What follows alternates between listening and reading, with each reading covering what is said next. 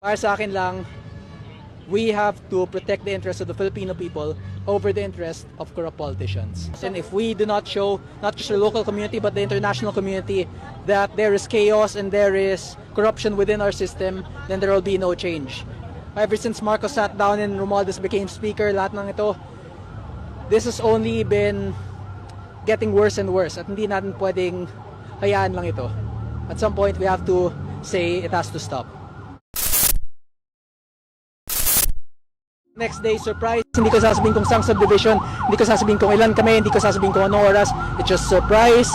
And sila na bahala. Para sa akin lang, we have to protect the interests of the Filipino people over the interest of corrupt politicians. So sorry din sa lahat ng mga police at sa lahat ng mga security agencies. Ang dami-dami nila na nag-overtime ngayon, thousands. Pero kailangan talaga dito ng bansa natin. If we do not show, not just the local community, but the international community, that there is chaos and there is corruption within our system, then there will be no change. Hindi natin pwedeng ulit-ulitin lang yung mga nangyari for the past few years, for the past ever since Marcos sat down and Romualdez became speaker, lahat ng ito, this has only been getting worse and worse. At hindi natin pwedeng hayaan lang ito. At some point, we have to say it has to stop. Kung tuloy-tuloy na ba ito? Ha? Yes, every day. Pero yung bukas, yung next day, surprise, hindi ko sasabihin kung saan subdivision, hindi ko sasabihin kung ilan kami, hindi ko sasabihin kung anong oras. It's just surprise. And Saludo. sila na bahala. If they want to protect kung gusto na protektahan yung mga magnanakaw dito, at yung mga magnanakaw na nakatira sa mga mamahaling subdivision, sa mga private subdivision na mga 200, 300 million per lot, or yung iba mga 1 billion per lot, then that's fine. That would be perfectly okay. But para sa akin lang, we have to protect the interests of the Filipino people over the interest of corrupt politicians. And that's why we're targeting the private homes of the corrupt instead of the public offices where they steal the money from. Kasi doon ninakaw lang na yung pera doon, pero dito na dinadala. Magaling Yung bukas, yung next day, Magaling ho itong si Congressman na Kiko Barzaga. Ito pa ho mga kababayan, dito naman ho sa News Blast, mag-follow din ho kayo. Game! we just want our money back and the people imprisoned. Bakit po dito? Wala maintindihan. Teka lang. Bakit nasa? Kasi dito yung mga magnanakaw, ito yung na-implicate na bahay ni Romualdez, ni Zaldico. So, ito yung mismong tinatarget namin. Ayaw naman namin magaya sa Nepal na susunugin yung parliamentary building because that will just end up causing more chaos in our government. Ang gusto lang namin, ang target lang namin yung mga magnanakaw, no one else, not the businessmen, not the good government officials. We just want our money back and the people imprisoned. We just want our money back and the people imprisoned. Bakit po dito? Next, ito, News Blast pa rin ho ito mga kababayan. Hindi natin pwedeng ulit-ulitin lang yung mga nangyari for the past few years, Napanood na ho na. Hindi na po tayo po pwedeng magmiron, hindi na po tayo po pwedeng manahimik. Kinakailangan manindigan na po para sa mabuting buhay ng mga kababayan natin. Nagpapasalamat po ako sa ating mga kababayan na ngayon po ay talagang sinusugal ang kanilang buhay para sa kinabukasan ng Pilipinas. Nako po, hindi kayo makakalimutan ng kasaysayan. Nung 2 beses na po tayo lumabas sa lansangan, ito po ay pangatlong beses na natuto na po tayo ng leksyon. Hindi na po natin sila papayagan na makalayas at magkaroon na naman ng kalayaan para iulit na naman ang kanilang mga kabalastugan. Parurusahan na po natin sila ngayon pangatlong beses at hindi na tayo papayag na mauulit na ang gobyerno ginagawang negosyo ng mga walangyang mga politiko. Kinakailangan po ngayong araw na ito hindi magtapos nang hindi mawala ang bangag dyan sa Malacanang. Mga kababayan, ang Malacanang, pag-aari ng taong bayan. Ano pang inaantay ninyo? Bawiin natin ang ating pag-aari sa mga naghaharing uri, mga kurakot na walang ginawa kundi magpasasa sa pwesto at magkaroon ng bisyo. Mantakin ninyo, walang ginawa kundi puro mga mag-garb party, mga kung ano-ano, mga bisyo, samantalang ang bayang Pilipinas gumugulong sa hirap. Anong klase kayo? Wala kayong mga konsensya, wala kayong mga kaluluwa. umalis na kayo sa mga pwesto ninyo. At ngayon, galit na ang taong bayan na nagsasabi, layas dyan, tama na, sobrang na. Ano pang inaantay nyo? Sumama na po kayo. Nandyan po sila sa EDSA, nandyan po sila sa Luneta, nandyan po sila sa Mendiola, nandyan po sila sa Gate 4. At si Congressman Meow Meow, sana ikaw ay nasa mabuting kalagayan. Kung ako'y naroroon sa Pilipinas, sasamahan kita sa labas ng Forbes Park sa Buendia para lusubin ang mga magnanakaw na nakatira dyan sa Forbes Park. Pinamumunuan ng Marcos Jr., ng Tambaluslos, ng Zaldico at iba pang mga congressman at senatong na ilang taon na talaga nagpapasasa sa kaban ng bayan. Huwag na po tayong papayag na matapos ang araw na ito na hindi sila nasisipa sa pwesto. Labas na po tayo, samahan na natin sila. Nagkakaisa na pong sabayan ng Pilipino sa wakas. Kahit anong kulay, naninindigan na tayo laban po sa korupsyon. Pero na po, huwag na po mag-antay at tayo kapit-bisig na at ating ibalik ang demokrasya at ang mabuting pamumuno sa ating bayan. Kinakailangan po talaga magbuwis tayo ng buhay dahil kapag di tayo nagbubuwis ng buhay, talaga naman pong mawawalan tayo ng buhay dahil sa kahirapan dahil yan po ang dulot ng isang pamumuno na marumi. Kaya pero na po, lalong-lalo na mga kabataan, nako, para sa inyong kinabukasan na po kayo, itong pinaglalaban natin, kami po, wala na po, kami tapos na.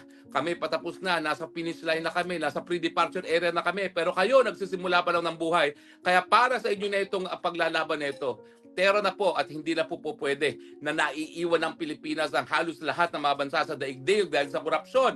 Tayo na lang po nakatiwangwang sa kahirapan samantalang lahat ng ating mga karatig bansa na dating mahirap, ngayon po mayaman dahil ang gobyerno nila tapat na manilbihan sa kanilang mga kababayan. Tignan nyo pong nangyari sa China, dati napakahirap. Tignan nyo nangyari sa Vietnam, tignan nyo ngayon ang Thailand, ang Indonesia. Naiwan na po tayo at ang dahilan dyan dahil talagang ginagawa lang pong negosyo ang mga politiko, ang ating gobyerno, nakakalimutan ng paninilbihan. Kaya labas na po tayo, wag na tayo mag-antay.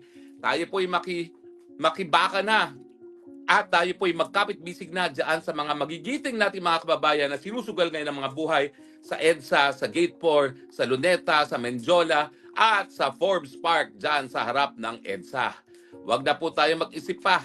Sige na po, sakay na, sumakay na ng jeep, sumakay na ng bus, sumakay na ng LRT, at pumunta na kung saan ang pinakamalapit na nagkakaroon ng pagtitipon. Huwag na po natin patapusin ang araw na ito na hindi natin napatatalsik ang mga kurakot, ang mga walang ya, ang mga maitim na budhi sa gobyerno. Pag hindi pa natin po ginawa ito, tayo naman po ang mabubura sa mapa ng daigdig na ito. Huwag po tayong pumayag na magtagumpay ang mga walang ya sa lipunan. Tayo po ay lumaban na. Tayo po ay manindigan. Karapatan po natin yan. Ipakita ang ating galit. Huwag na po kayong matakot. At matagal na po tayong takot. At anong nangyari sa atin? Nagpasasa tuloy ang mga tambaluslos at ang mga bangag dyan sa ating lipunan. No? Sa mga kaibigan ng aking panawagan, huwag po nating iwan ang ating mga magigiting na mga mamamayan dyan sa EDSA, sa Gate 4, sa Luneta, at saka sa Mendiola, at saka dyan sa harap ng Forbes Park. Kapit-bisig po tayo dahil ito po ay para sa ating kinabukasan. Huwag na po tayo mag-atubili, huwag na kayong matakot, manindigan na kayo dahil kung hindi tayo isusugal ngayon, wala pong mangyayari sa ating lipunan. Sistemang bulok ang magpapatuloy po, kaya tero na po, tayo manindigan na at magsabing tama na, sobrang na, hindi na natin kaya.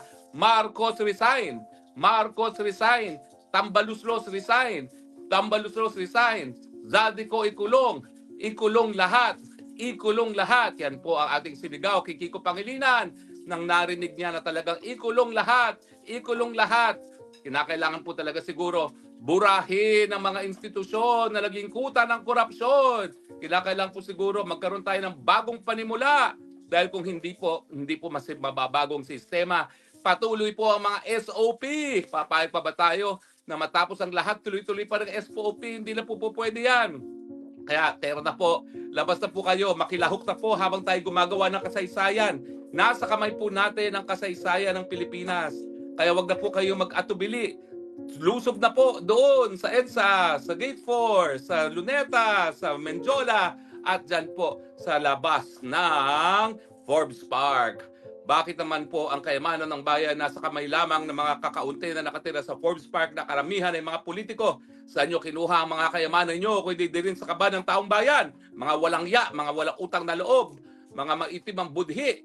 Kaya ngayon po mga taong bayan, mga kababayan, ipakita natin ang galit natin. Lumabas tayo ngayon sa lansangan at sabihin natin, nagkamali kayo. Akala nyo mga Pilipino pasensyoso, pero meron ding hangganan ng pasensya ng taong bayan. At ngayon po, ayaw na namin sa sistemang bulok, ayaw na namin sa mga korap. At ngayon, naninindigan kami, alis dyan mga walang ya, mga buwaya. Wala na kayong karapatan manatili sa kapangyarihan dahil kaming mga soberanyang taong bayan, kami na ngayon ang masusunod at nagsasabi, ayaw na namin sa mga korap, ayaw na namin sa mga bangag, ayaw na namin sa mga palpak.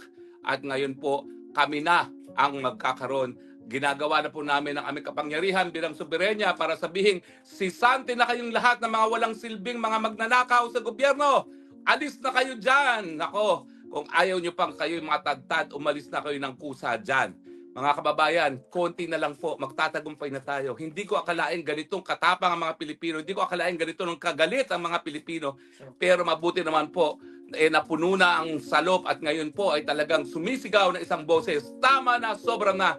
Tero na po sa EDSA, tero na po sa Gate 4 ng Ginaldo, tero na po sa Forbes Park, tero na po sa Luneta, tero na po sa Menjola. At ipakita natin na hindi na tayo papayag na talagang lumutang na naman sa baha ng korupsyon at tayo po ay sawang-sawa na palagi na lang tayong lumalangoy sa tubig baha samantalang nagpapasasa sa marangyang buhay ang mga walangyang magnanakaw sa gobyerno. Maggalit na po kayo dahil pag hindi kayo nagalit, patuloy po itong sistemang ito, patuloy na mahirap ay magiging mas mahirap pa at ang mga mayaman, patuloy na magiging mas mayaman. Pero na po, wag na kayo mag-antay, wag na kayo mag-atubili, makiisa na po. Gumawa na tayo ng kasaysayan, gumawa tayo ng Pilipinas na ang lahat ay tataas ang antas ng kabuhayan. Ipatupad na natin ang mga nasimulan na natin sa administrasyon ni Pangulong Duterte. Libreng gamot at paggamot at wala nang dapat mahirap na namamatay lamang dahil sa kahirapan. Libreng irigasyon, libreng wifi, libreng edukasyon, lahat po yan maibibigay natin sa ating mga kababayan kung matitigil ang sistema ng korupsyon. 6 na trilyon na po ang ating pantaon ng budget, hindi na po tayo mahirap. Dapat wala na pong nagugutom sa Pilipinas. Yang laki ng mga ayuda na pinamimigay natin na hundreds of billions, kung yan po ay nakakarating sa taong bayan, wala na dapat nagugutom. Pero ang katunayan, napakalaking lumalabas sa perang ayuda, napupunta rin sa bulsa ni Congressman at ni Senatong. Mga walang hiya kayo, kumpara na sa mga mahihirap, pinagsamantalahan nyo pa. Hindi na ba kayo natakot sa karma? Hindi na ba kayo natakot sa pag kayo'y pumanaw, sasabihin ni San Pedro, napakawalang yamo naman dahil pati pa yung para sa mga mahihirap, linapa mo pa.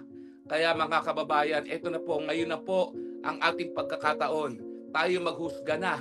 Ayaw na natin, sobra na, tigil na rin ang korupsyon na yan. Layas na kayo sa mga pwesto. Tayo makiisa na. Punta na po sa EDSA, punta sa Mendiola, punta po sa Gate 4 ng Aguinaldo. Punta po kayo sa labas ng Forbes Park. Punta po kayo ngayon doon sa Mendiola. At yung ating mga kababayan, talaga namang pong ang Malacanang public property. So yan pong ilagay nyo sa isipan. Tayo pong may-ari ng Malacanang, hindi po mga nagaharing uri, hindi po yung mga nangungurakot ng limpak-limpak ng salapi ng taong bayan. Taong bayan ang may-ari ng Malacanang, taong bayan may-ari ng Senado, taong bayan ang may-ari ng Kongreso at hindi yung mga buwaya na nananatili dyan sa mga lugar na yan. So kapit-bisig na po tayo, sama-sama na po tayo po'y gumawa na ng kasaysayan. Isigaw na natin, tama na, sobra na. People power na tayo dahil gusto na natin ng pagbabago. Laban na po tayo. Tama na po yan. Tama na po yan pagpapasensya. Sobra-sobra na pong pasensya ang pinakita natin. Ilabas na natin ang galit po. Karapatan po natin yan na marinig. Huwag na po kayo mag-atubili. At sama-sama naman po tayo makakapagkakaroon ng bagong sistema kung saan ang pondo ng gobyerno napupunta sa mga gutom, napupunta sa mga walang tahanan, napupunta sa mga walang hindi makapag-aral. Yan po ang dapat na ginagamit ang pondo ng bayan, hindi para payamanin lamang ang mga walang yan, mga buwaya sa gobyerno.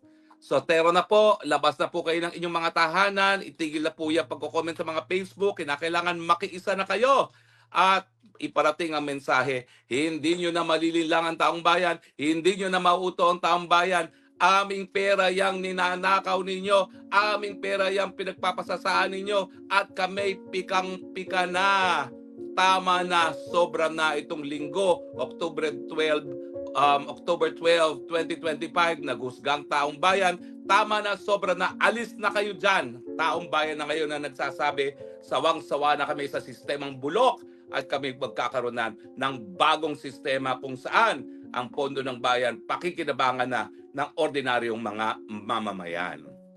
O ano, nakalabas na ba kayo ng mga bahay? Kailangan po, makiisa na kayo, ha? Hindi naman po pwede yung ilan lang sa atin ang isusugal ang kanilang mga buhay. Talaga naman po kinabukasan natin ang pinaglalaban natin dito. Kaya please lang po, labas na po kayo, makiisa na po kayo. Gawin na nating realidad ang People Power Tree sa Pilipinas at hari nawa. Sana po ito maging mapayapa. Bagamat ang nakikita ko ngayon sa internet, gumagamit na po ng sobrang dahasang kapulisan dahil alam nila bilang ng oras itong administrasyon nito. Marcos Jr., ikaw, makinig ka. Sinuka na kayo nung minsan ng taong bayan. Sinusuka na naman kayo ngayon. Ano ba naman yung napakakapal mo? Pinagpipilitan mo pa ang sarili mo dyan. Ay nako, kung gusto mo na magkaroon pa ng kahit anong awa ang taong bayan sa iyong pamilya, bumaba ka ng mapayapa dyan. Yan ang pinakamaganda mong gawin dahil talagang alam namin, hindi mo naman kaya mamuno na. Alam namin wala ka sa tamang pag-iisip. Sino bang nasa tamang pag-iisip na nakikipag-usap sa patay niyang diktador na ama? Yan ang epekto ng cocaine. Yan, kaya akala mo lang nakikipag-usap ka sa tatay mo dahil sobra-sobra ng cocaine sa sistema mo. At aminin mo na, sa dami ng cocaine sa iyong sistema, hindi mo na kayang mamuno. Kaya please lang, kung gusto mo pa talagang magkaroon ng mabuting pangalan ng iyong pamilya, kung ano pang natitirang kabutihang pangalan na yan, magbitiw ka na ng kusa nang sa ganon, magkaroon tayong mapayapang pagpapalit ng sistema at hindi maging magdugo. Pwede naman yan. Ano pa bang gusto mo? Na pagbigyan ka na, 3 taon na para ayusin ang imahe ng iyong pamilya. Napakapalpak na iyong pagpamumuno dahil nga ikaw ay may bisyo. Dahil ikaw nga ay talagang walang kontrol sa gobyerno. Hinayaan mo magharing uri ang iyong pinsan na tambaluslos at iyong asawa. Ano pang mangyayari sa Pilipinas kung ikaw ay mananatili bilang isang presidente? Ang pakiusap ng lahat at sana naman ikaw ay makinig sa pakiusap nito. Bumaba ka na sa pwesto. Baka mapatawad pa kayo ng sambayan ng Pilipino kung kayo'y bababa na sa pwesto. Huwag ka nang kumapit sa kapangyarihan na parang tuko dahil sinusuka ka ng taong bayan. Ano pa bang gusto mo? Ngayon, now more than ever, pinakamatindi ang pagkagutom. Now more than ever, pinakamasamang performance ng stock exchange. Now more than ever, namamalipit na sa hirap ang mga kababayan natin. Now more than ever, napakaraming mga dilubyo na hindi mo alam ang gagawin. Ibigay mo na ang pamumuno sa isang tao naman na nasa tamang pag-iisip nang sa ganon, mabigyan naman ng tulong naman ang nangangailangan, yung mga biktima ng bagyo at pagbaha, yung mga biktima ng lindol. Maawa ka naman sa kanila dahil talagang pinatunayan mo na wala ka ng silbi sa kanila dahil ikay wala sa tamang pag-iisip. Bumaba ka na sa pwesto. Yan ang panawagan ng lahat. At mga kababayan, kung hindi didinggin ng Marcos Jr. ang ating panawagan na bumaba, ay kinakailangan sisantihin na natin ang presidente. Kapangyarihan po natin yan bilang soberenyang bayan. Sa demokrasya, meron po tayong kapangyarihan magsisante ng mga taong hinalal, pero napatunayan ng hindi kakayanin ang mga kinakailangan sa kanilang katungkulan. So at